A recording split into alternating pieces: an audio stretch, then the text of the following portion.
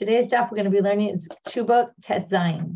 Just a reminder, this is the last class we'll do on Zoom for a little while. The class will be continuing as usual. Yomi doesn't stop for anything.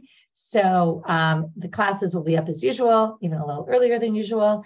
And those who want to catch me live in America, I'll be publicizing where I'll be teaching throughout my trip. I'll be teaching in a bunch of different locations. Not everything is finalized yet, but there's a bunch in New York, New Jersey in the coming week. So pay attention to details on our WhatsApp, Facebook, whatever. If you don't get them and you want to get them, so sign up. If you just want to get information about them, you can email us at info@hadran.org.il. And if you want information about the Shiur.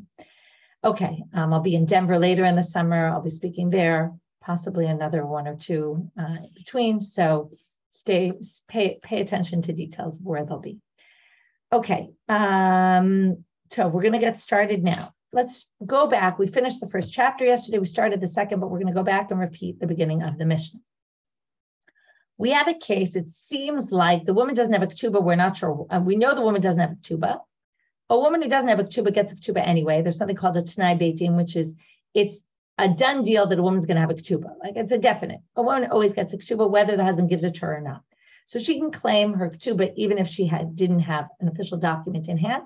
Or, so there's two options here. Either she never got a ketuba to begin with, or she got it and lost it. Something happened to it.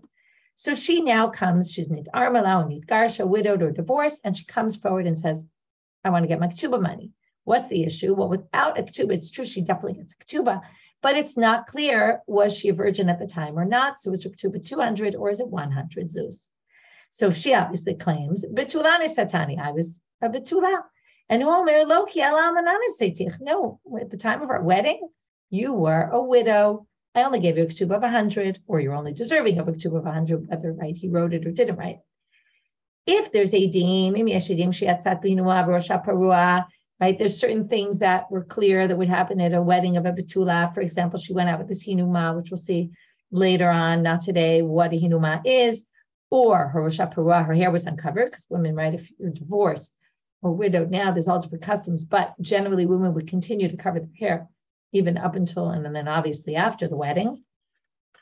So if people remember certain things that happened, then ketuba tamatayim, and the ketuba is 200. Rabbi Yochanan ben Broka says even chiluk klayot raya, they gave out certain foods, toasted grains, those were people ate at weddings of virgins. We'll see at the end of today's daf some other customs that people did at weddings of virgins. At this point, I just want to point out, we assume that these were just customs that would happen at the wedding of, first wedding of a woman, wedding of a virgin, and just, the way customs went. There were certain customs that would happen. Those kind of weddings, just like nowadays, there's a difference between, especially if both people, it's a second marriage, often the wedding has a lot of different nature to it than a first wedding. So likewise, then it was like that. So based on the different customs, we can use that as evidence. People remember what happened at the wedding, use it as evidence to prove that she was a virgin. Otherwise, she only gets 100. You probably, based on the principle, right? Until he has proof, right? Until she has proof that she gets more, right? Only she gets what is obviously coming to her. Now we have this seemingly not connected sentence, because the first part really has nothing to do with the second part of the Mishnah. Umode Rabbi Yehoshua. Rabbi Yehoshua agrees with who? Well, it's not clear from this Mishnah. There was no one particular in this Mishnah, and this case has nothing to do with our previous case, so it's a little bit weird. Although we had many Mishnayot in the previous chapter of Rabbi Yehoshua arguing with Rabban Gamliel and Rabbi Eliezer, and he must be responding to them. They kept saying, we believe the woman, right? Because it's Bari V'Shema, right? She has a clear, she says, I know this is what happened. And he says, I'm just assuming maybe this happened. And she's always believed. And Rabbi Yehoshua doesn't believe her in any of those cases. But they agree to believe someone, now here it's not the woman, in the following case. I'm living on your field. Okay, they don't tell you this detail, but I'm living on a field. Okay, we don't know whose field it is. You come. And we don't know after how many years. This is something the Gemara is going to discuss tomorrow, which is there's all sorts of laws of chazaka. Once you're living for 3 years and no one's complained, that land becomes yours, basically. So what exactly the case is, we don't yet know. We'll deal with that tomorrow.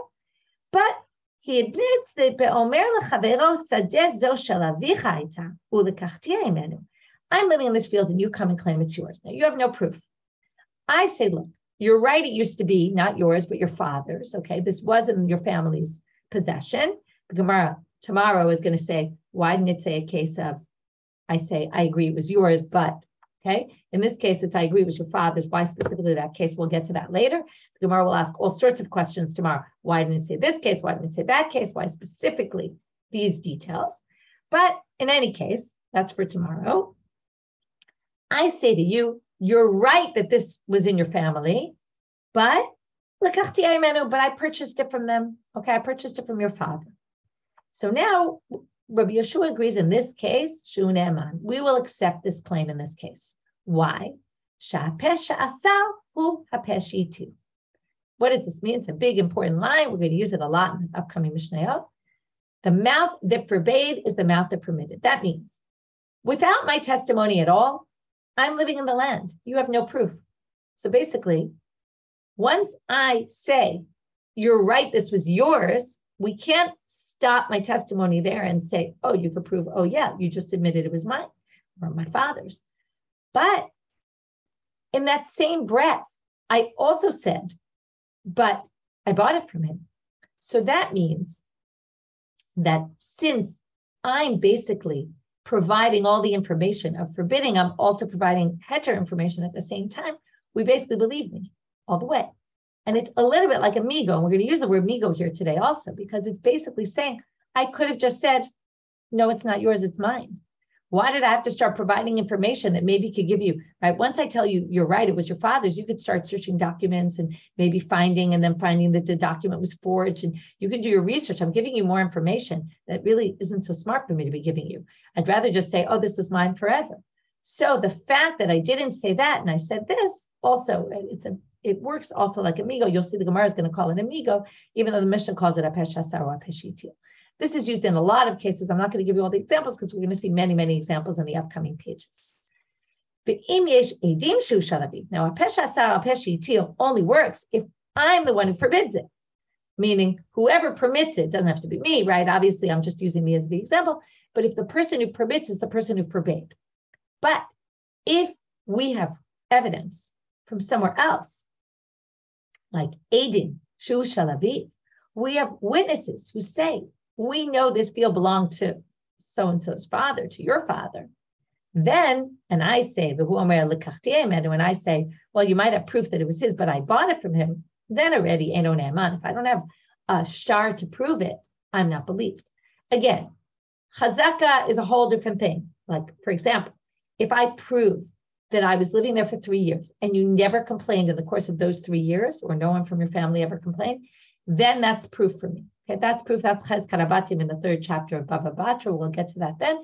We'll also talk about it a little bit in tomorrow's stuff. In any case, that's a little different. And the whole question is how that works in with this. But the basic, right now, let's just forget about all those laws. Basic idea here is if there's witnesses, then I'm not believed. But if I'm the one saying it was yours, but I bought it, I'm believed entirely. So now the Gemara says, so first of all, you see the first part really had nothing to do with the second part of the Mishnah. So let's go back to the first part of the Mishnah, because that's the way the Gemara always does. We start going back to the beginning. Tama di'ika edim, haleka edim, ba mehema. Sounds like she's only believed if she has witnesses that say, I get 200, that she was a virgin. That's what it said, right? If there's edim that prove that somehow the wedding, they know it was a wedding of a virgin, then she gets 200. If not, he's believed, and only 100.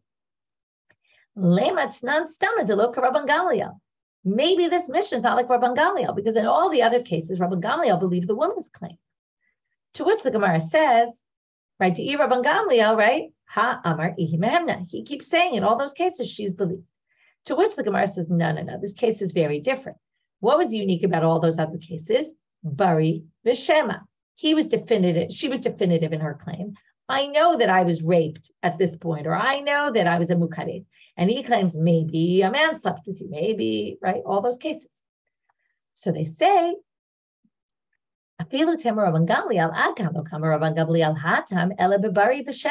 which would then explain also why this starts a new chapter. Those were all bari v'shema cases.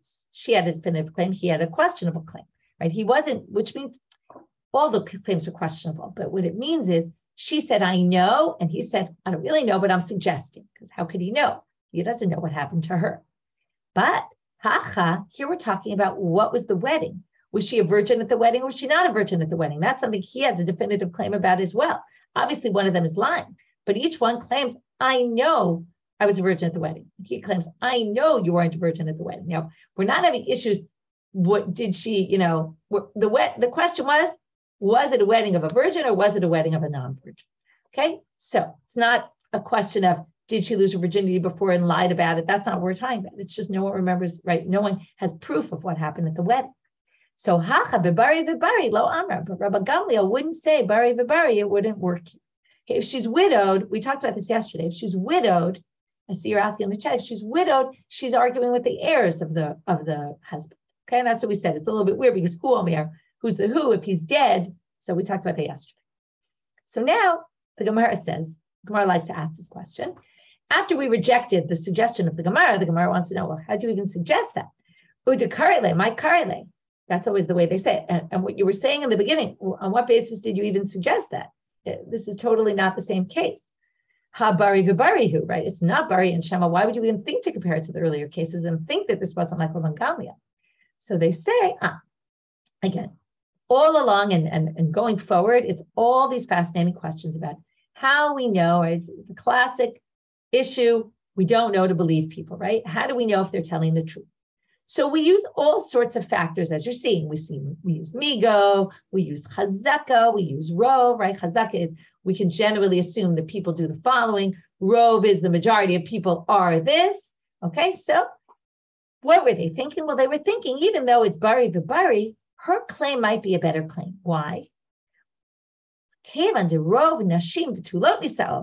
The majority of women get married when they're virgins.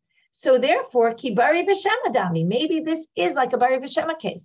It's not a bari v'shema case, but it gives, instead of saying bari v'bari, they're equal in terms of I was a virgin, you weren't a virgin.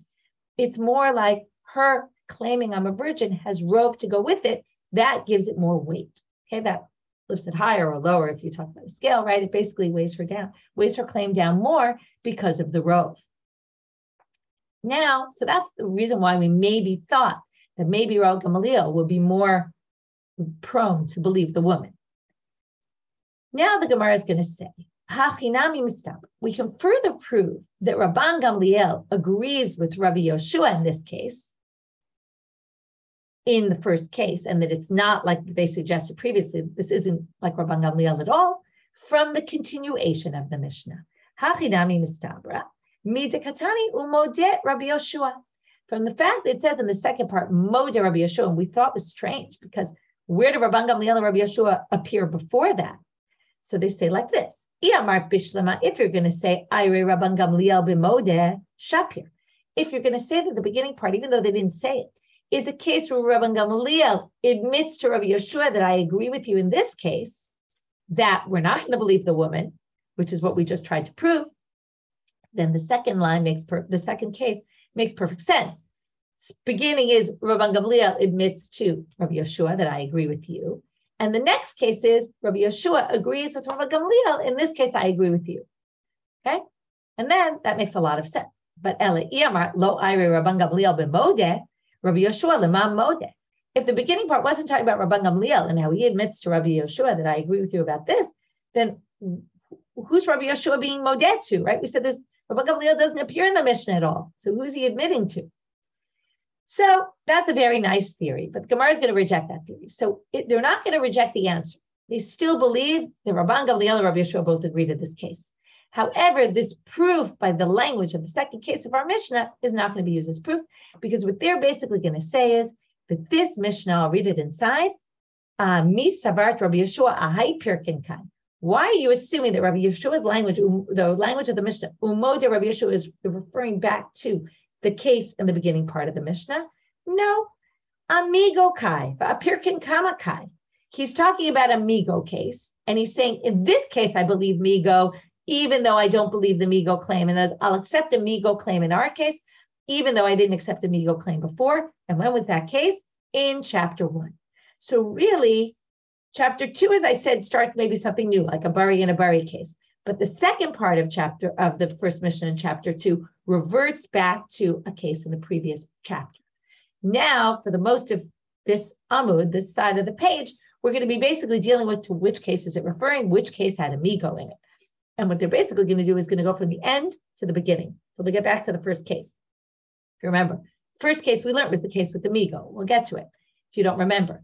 But first of all, it's a great review because we're going to go through all the Mishnayot of the last, a bunch of those cases of the last chapter.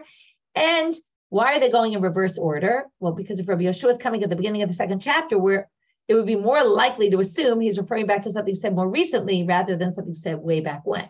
But in the end, they're going to have no choice but to say it goes all the way back to the beginning of this set of Mishnayot. So here goes. Ahaya. On which case was it referring to?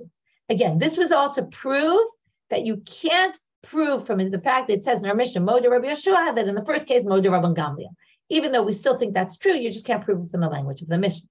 So Ahaya, to which is it referring? Ilema aha, maybe it's to this. Haitama uberet, if she was pregnant. Va'amru la mati bo shel ubar zeh, and we want to know, can she marry a Kohen? Right? What's the status of this child?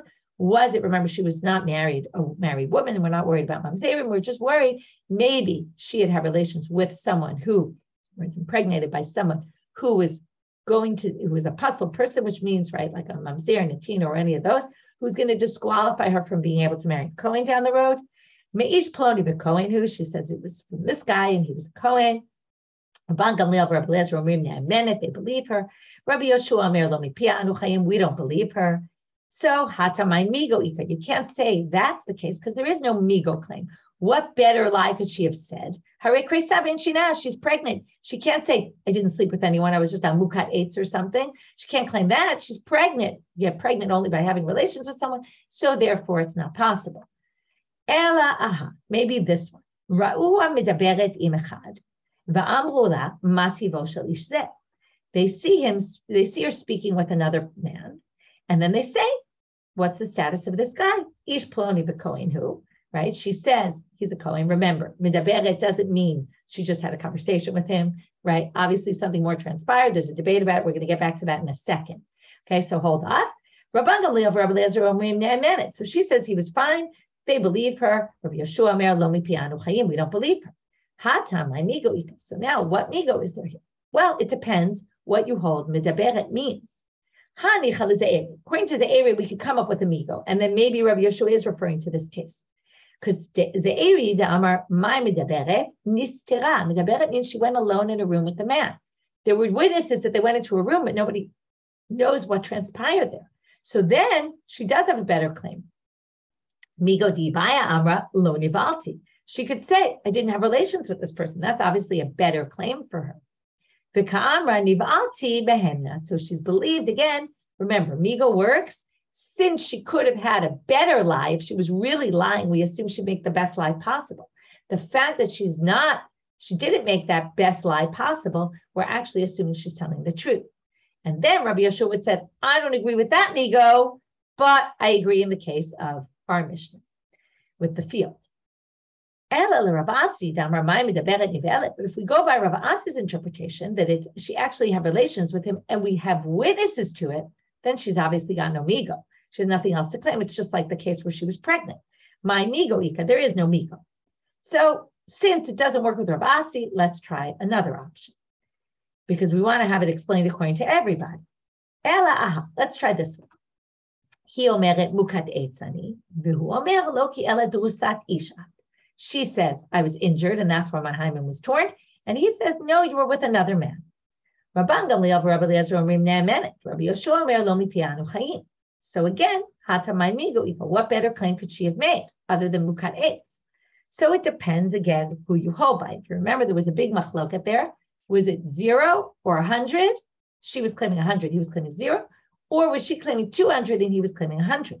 So Bishlam ala Rabbi Elazar de Amar b'manav lo klum. Rabbi Elazar says it was she was claiming 100 and he was claiming nothing. So migo di baya amre, she does have a better claim then. She could claim 200. How so? She could claim mukat eitz ani tachtecha v'ila matayim. She could claim, yes, I'm a mukat eitz, but it happened after the betrothal. In which case, it's like we said before, nistabcha sadei, right? You're taflat. I get my full ketuba because at the time we got betrothed, I was a virgin, and not only a virgin from relations with anyone, I also wasn't even a mukaretz yet. So I get my full 200. And then, right, ka'amra me'ikara delay la'alamana. Right? But he says, no, it was from the beginning, and all you get is a maneh. Mehemna. In that case, she's believed. So that's a migo.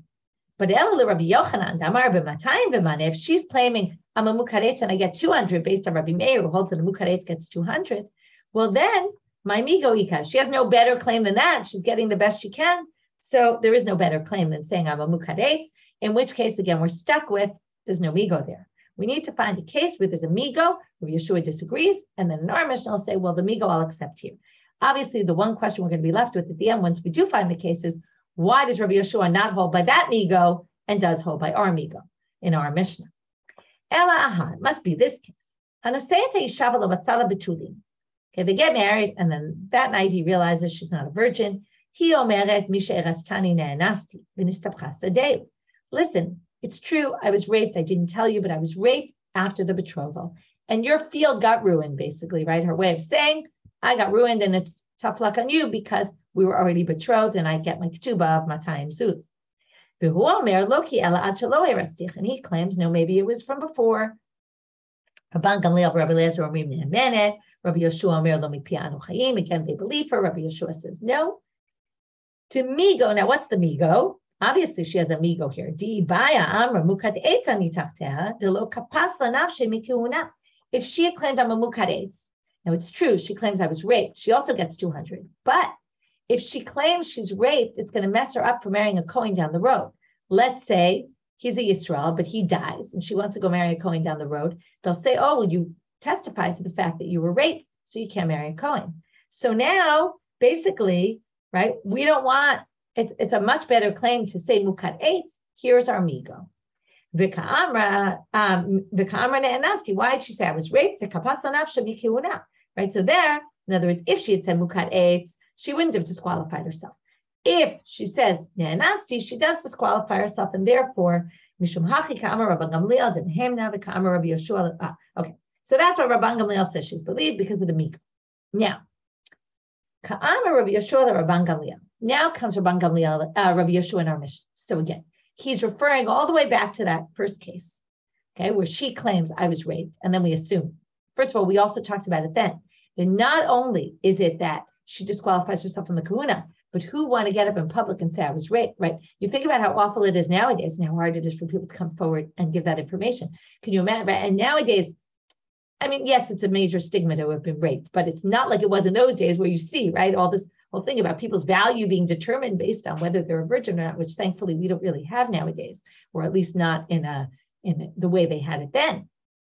So all the more so, it was humiliating to come forward and say I was raped. So really, it's a good migo claim. But Rabbi Yehoshua comes and says, Rabban Gamliel, Bahai migo dahacha modina. Bahai migo dahatam pagina lavech. Rabbi Yehoshua comes and says, listen, in this case of the sadeh, I believe the migo. But that case, before ne'anasti, I don't believe the migo.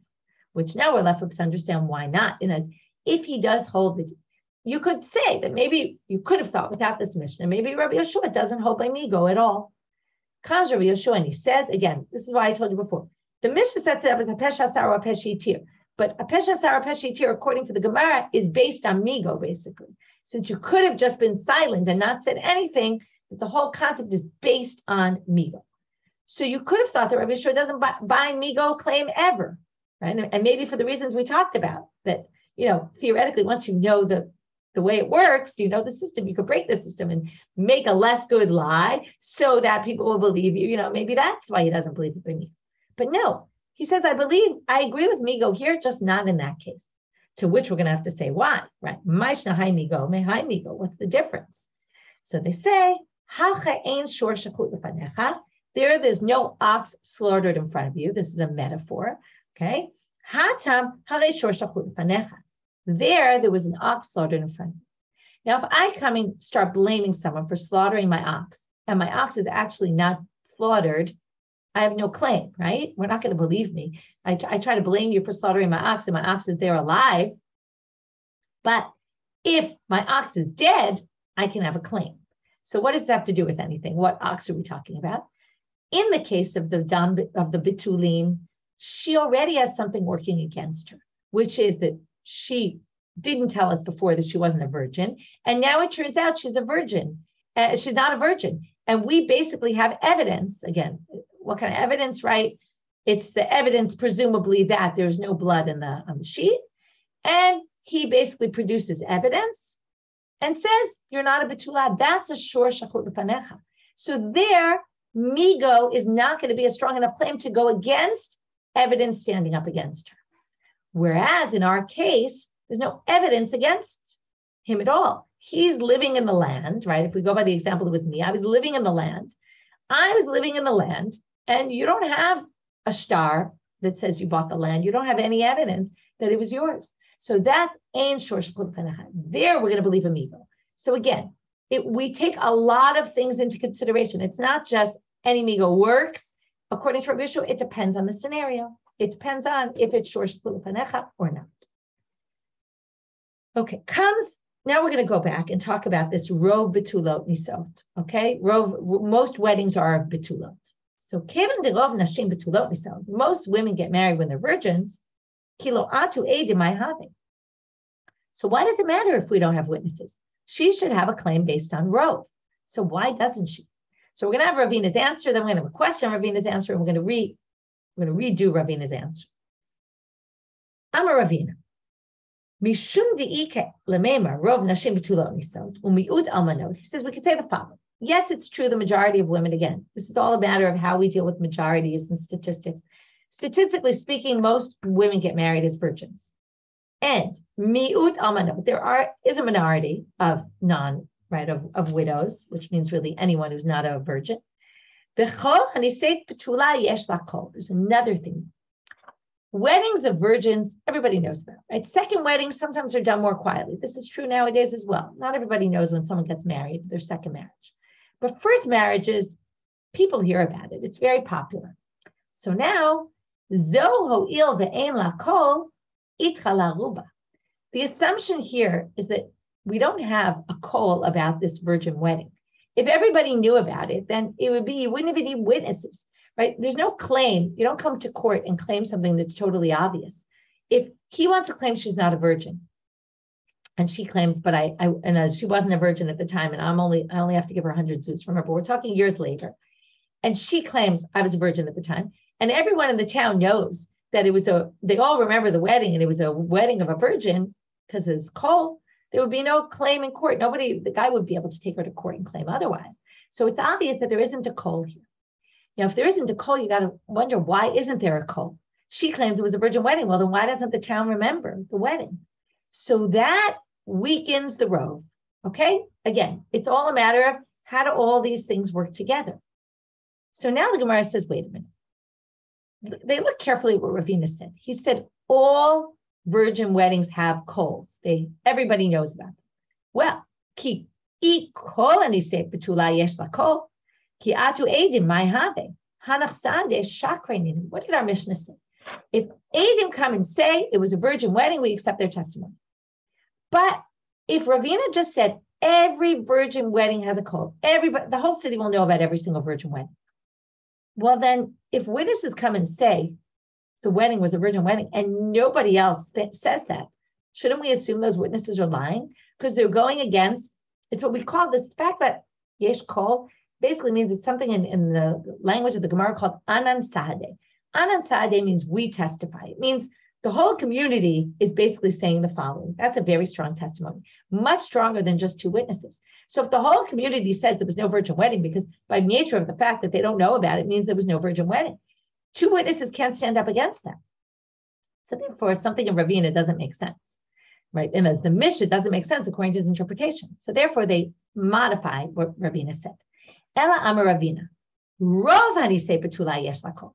The majority of women who get married as virgins, the city knows about it. Not all women, most women, the city knows about it. Therefore, zohoil ve'en lakol. The fact that there's no call doesn't mean nobody can come forward and testify there was a virgin wedding. They could, but it's itra laruba. You need witnesses because her rov, going by this majority of women get married as betulo, doesn't work because we don't have a call. But if witnesses come, that can override it because it could be she was in the minority of cases where there was no call about it. She got married very quietly. She eloped.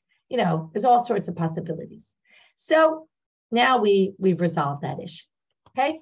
So again, so far what we've done is we've proven that Rabbi Yehoshua agrees with migo in particular cases like our Mishna, but doesn't hold by migo in the previous case. That's what we got to. And also we explained the Mishna better about first of all, we said the Mishna about the case of the virgin and the witnesses. We said, number one, Rabban Gamliel agrees in this case with Rabbi Yehoshua, even though we couldn't prove it from the language in the Mishnah, because the modev of Rabbi Yehoshua refers back to the previous chapter. And then we explained why we don't go by rove and just assume that we don't even need witnesses to prove she was a virgin. And that's because of this issue of kol operating against it. Now we're going to go back to the Mishnah. Im yesh edim sheyatzat b'hinuma. Now we have a different problem. She doesn't have a ketuba.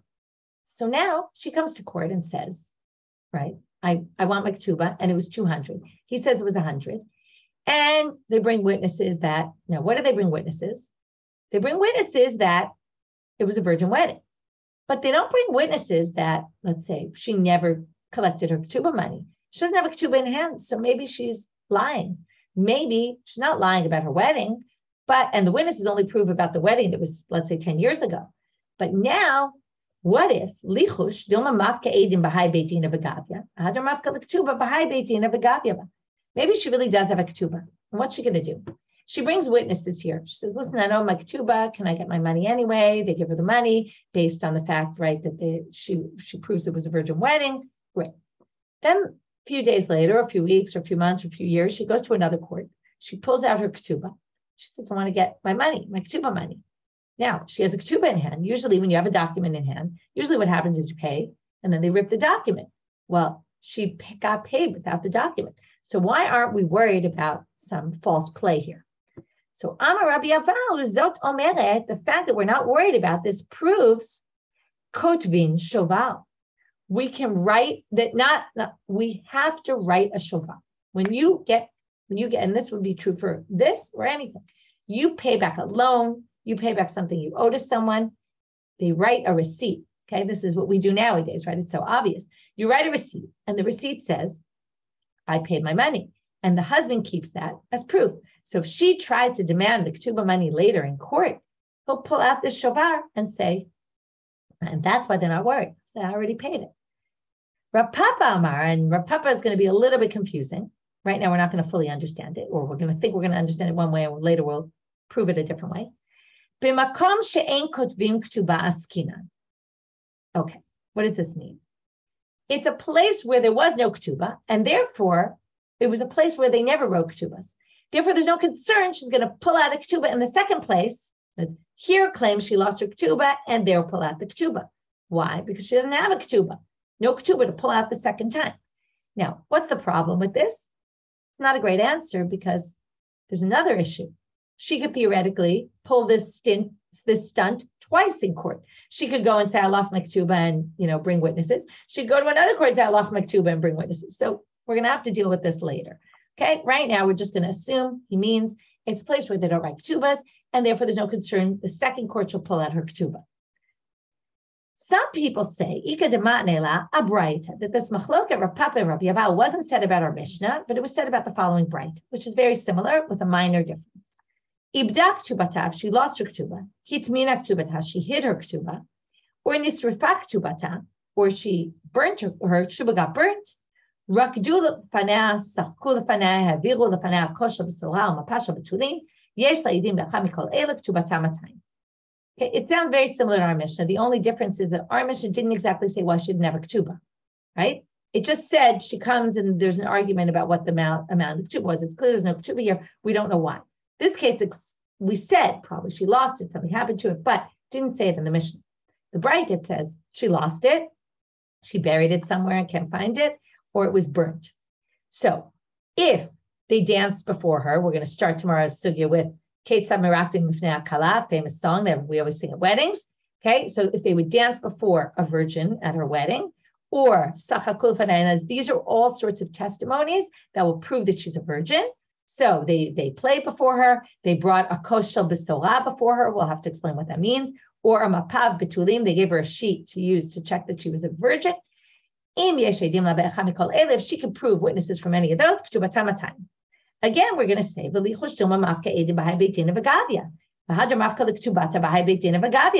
Maybe she'll bring witnesses in one court, and then she'll pull out her ketuba in the second court, and she'll collect. So Rabbi Yehoshua says, Zot omeret kotvim shoval. He says, from here you learn, you write a receipt. In other words, the whole thing, the reason why we brought this is, some people say this machlokah Rabbi Yehoshua or Papa is all about this Braita and not the Mishna. Rav Papa amar b'mkom she'en kotvim ketubas kinan. They're talking about a place where they didn't write ketubas. Now Rav Papa, in this version, doesn't make a lot of sense because ha ibda ketuba takatani. What do you mean? It's a place where they didn't have ketubas. She lost her ketuba, it says. That means she did have a ketuba. So what did they say? The katav la'iu.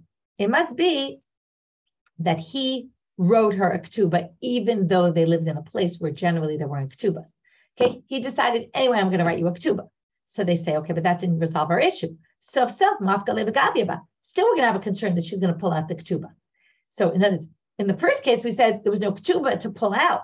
Now we're stuck because there is a ketuba apparently. My ibda, it was just in a place where normally they don't, but she pulled it out. My ibda or oh no, it's a case where they normally don't write ketubas. He wrote it anyway, and it got burnt. So ibda means lost. Nisrafa means burnt. Those are listed as two different cases in the Braita. What are you going to do with the case of itmina? Vitu ibda lamali. And then why does it say ibda? If ibda is nisrafa, you wouldn't need to mention that case at all. Ela kol ibda ki hitmina befanenu dami. V'lo yavina la ada amre edim nisrafa ktubata. Now we're going to read these three cases differently. Ibda is like she buried it in front of you, meaning she buried it on purpose. It's like she's just pretending it's not there. And unless she brings witnesses that it's burned, you don't accept her testimony. In other words, we are worried she's going to pull it out a second time because we don't write shovarim. In other words, Rabbi Yehoshua says we write a shovar. Rabbi Papa says we don't write shovarim. Since we don't write receipts, we're worried she's going to pull it out a second time. Therefore, if she claims I lost it, it's as if she really is just hiding it and she's going to pull it out. And therefore, unless she has witnesses that says she burnt it, we don't accept it.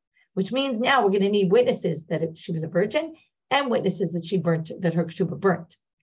So, if you say that their machloket was on the Braita, then for sure you'd agree that their machloket was on the Mishna as well, because it's more difficult to explain Rav Papa according to the Braita. But if you say the machloket was on the Mishna, you wouldn't necessarily the machloket was on the Braita, because it's very hard to read Rav Papa into the Braita without changing all these words.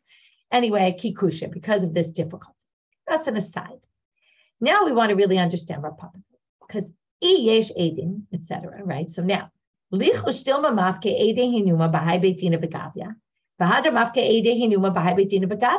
the beginning, if there's no ketubah and it's a place where they don't write ketubas, still we should be concerned. She could pull out witnesses and say, hey, I never got my ketubah, and here's witnesses that prove I was a virgin when I got married. And then she could do the same thing in another court somewhere else. We wouldn't have heard of the first court.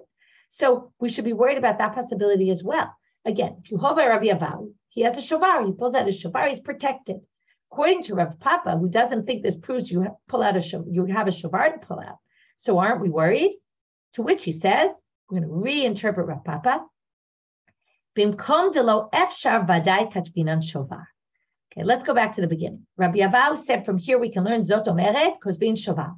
Rav Papa said bimkom she'en kotbin ketuba askina. We thought it meant the Mishna was talking about a case like that. No. Rabbi Yehoshua, when he said we write a shovar, I agree with you. We write a shovar only in the case where there's no ketuba. When there's a ketuba, we don't write a shovar. Why? Because it's the husband's responsibility to make sure after he pays the ketuba that he rips up the ketuba. Okay? That's his responsibility. You don't need to write a shovar. It's only when there is no ketuba that you have to write a shovar. In a place where nobody writes ketubas and she collects her ketuba money, he has to write a shovar because he has nothing to say for it.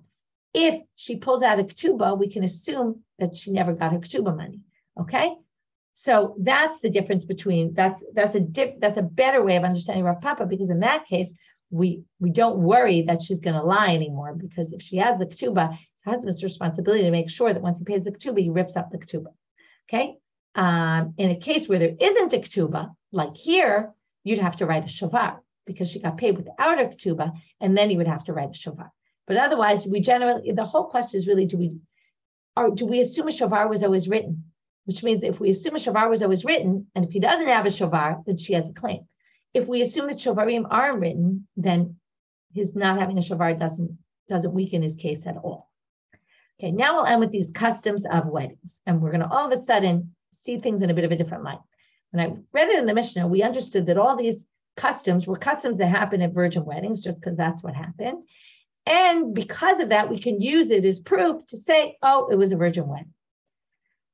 It's like, which came first, the chicken or the egg? Soon we're going to see a little bit of a different approach. So first of all, my kosher b'sola. Kosher b'sola is a cup of tidings, like telling news. So what does this mean? At